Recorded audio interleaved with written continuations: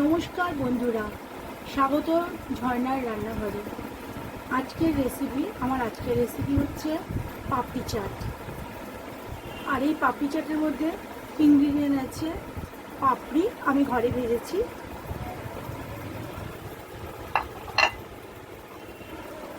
আর লাগবে আপনার সেদ্ধ করা আলু, কুচনো টক দই, এর মধ্যে আমি নুন মিষ্টি দিয়ে ফেটিয়ে রেখেছি, তেঁতুলের চাটনি, ঝুরি ভাজা, জিরে ভাজা গুঁড়ো, এটা ভাজা জিরে গুঁড়ো, রক সল্ট, আর হচ্ছে একটু কাশ্মীরিও ঝাল লঙ্কা গুঁড়ো, যেখানে হচ্ছে একটু, ব্যাস। বন্ধুরা, আমি এই পাপড়ি চাটের পাপড়িটা আমি আমার মতো সাজাচ্ছি, আপনারা আপনাদের মতো সাজিয়ে নেবেন।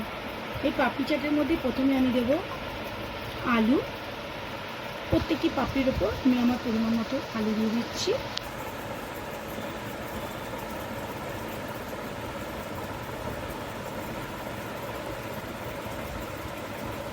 এরপর দেব দই,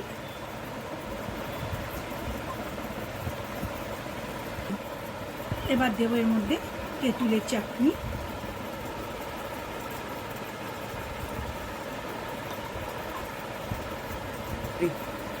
এর মধ্যে এবার একটু দিয়ে দেবো টেস্ট অনুযায়ী রক সল্ট,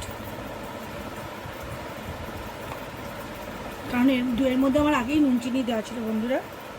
তারপরে আমি দেবো ভাজা জিরের গুঁড়ো,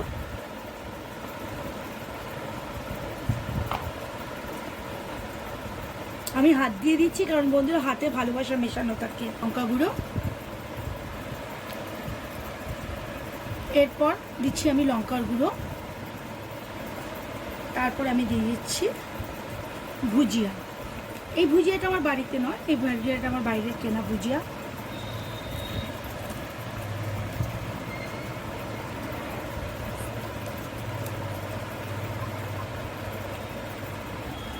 দেখুন বন্ধুরা, এটা কি সুন্দর দেখতে লাগছে, কত লোভনীয়। এবার তৈরি হয়ে গেল আমার ঘরে বানানো পাপড়ি চাট।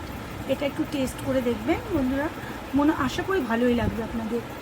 আর আমার এই রেসিপিটা যদি আপনাদের ভালো লাগে তবে আপনারা আমাকে লাইক, শেয়ার এবং সাবস্ক্রাইব করবেন, আর কমেন্টের মাধ্যমে জানাবেন।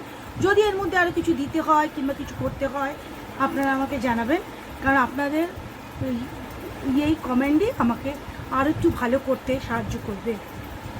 নমস্কার বন্ধুরা।